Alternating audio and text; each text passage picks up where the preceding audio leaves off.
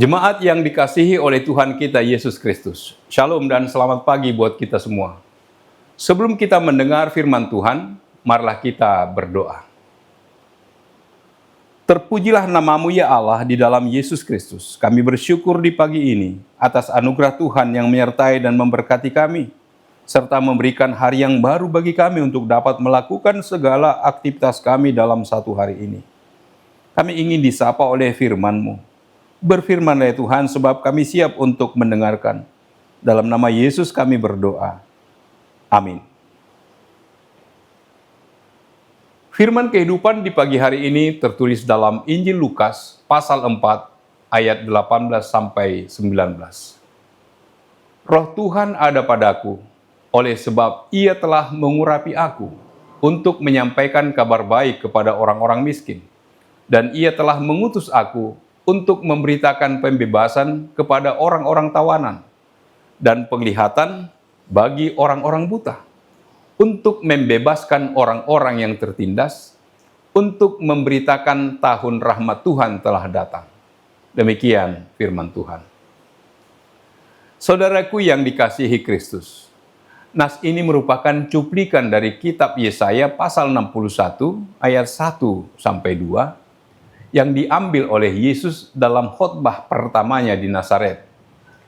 Latar belakang kondisi masyarakat pada zaman Yesaya berada dalam masa yang menyedihkan.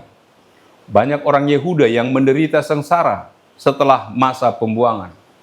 Banyak orang miskin yang menyerahkan dirinya atau anggota keluarganya menjadi budak, atau menjual tanah pusakanya karena berhutang. Banyak orang yang tidak menghiraukan nasib sesamanya. Sebagian orang mencari jaminan dari Tuhan, dan ada pula yang mencari dewa-dewa. Dalam kondisi yang demikian, Tuhan menyuruh hamba-hambanya, para nabi, untuk memberitakan tahun rahmat melalui Yesaya 61 ayat 1-2 untuk mewujudkan tahun Yobel atau tahun pembebasan bagi Israel. Tahun pembebasan atas perbudakan dan pengembalian kepemilikan yang telah digadaikan. Saat Yesus datang ke Nazaret, pada hari Sabat, Ia masuk ke rumah ibadat, lalu berdiri untuk membaca. Kepadanya diberikan gulungan kitab Nabi Yesaya. Ia membukanya dan menemukan nas ini. Meskipun inti dari Yesaya 61 ayat 1 dan 2 itu, dan Lukas pasal 4 ayat 18-19 sama, tentang pembebasan bagi umat yang tertindas dan tertawan, namun pembebasan yang dinyatakan Yesus benar-benar pembebasan yang tidak hanya sekedar pembebasan dari keterikatan secara fisik saja, seperti yang dialami orang-orang di zaman Perjanjian Lama. Namun pembebasan yang menyeluruh, meliputi roh, jiwa, dan tubuh. Dengan kata lain, Yesus sedang memproklamirkan bahwa Ia adalah Mesias atau yang diurapi, si pembawa kabar baik. Inilah yang dimaksudkan nubuatan Nabi Yesaya tersebut. Sebagaimana para nabi dalam Perjanjian Lama menyampaikan kabar pembebasan bangsa Israel atas perbudakan dan dilanjutkan oleh Yesus Kristus di zaman Perjanjian Baru sampai sekarang, tentang pembebasan manusia atas bahaya dan kuasa dosa. Dikatakan, Roh Tuhan ada padaku, oleh sebab Ia telah mengurapi aku untuk menyampaikan kabar baik kepada orang-orang miskin.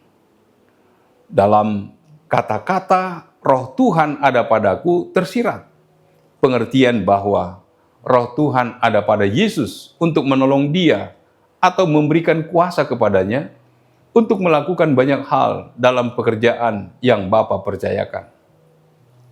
Kata-kata mengurapi berarti menuangkan minyak zaitun ke atas kepala seseorang sebagai tanda bahwa orang tersebut telah dipilih atau diutus atau dilantik oleh Allah menjadi imam atau raja. Kata mengurapi dipakai sebagai kiasan karena pada waktu itu Yesus tidak benar-benar diurapi dengan menggunakan minyak sebagaimana biasa dilakukan, melainkan Bapa mengurapi dia dengan Roh Kudusnya. Jadi kata mengurapi berarti melantik, menugaskan, atau mengangkat dengan membawa kuasa dari Tuhan. Inilah kata-kata pertama yang diucapkan Yesus sebelum Ia melakukan tugas-tugas yang dipercayakan Bapa kepadanya. yaitu bahwa oleh karena pengurapan Roh Kuduslah, maka ia dimampukan untuk melakukan perkara-perkara yang luar biasa, untuk membebaskan banyak orang, termasuk kita. Kita menjadi alat yang efektif di tangan Tuhan, dan untuk menyampaikan kabar baik kepada orang-orang miskin. Dan ia telah mengutus aku untuk memberitakan pembebasan kepada orang-orang tawanan, dan penglihatan bagi orang-orang buta, untuk membebaskan orang-orang yang tertindas, untuk memberitakan tahun rahmat Tuhan telah datang. Ada kabar baik yang harus disampaikan. Ada tawanan yang harus dibebaskan. Ada orang-orang buta yang harus dicilikkan. Ada orang-orang tertindas yang harus kita angkat. Ada orang yang remuk hatinya yang perlu dibalut. Dan ada kabar tentang tahun rahmat Tuhan yang harus dikumandangkan. Kesemuanya itu merupakan tugas-tugas yang dipercayakan Tuhan kepada kita.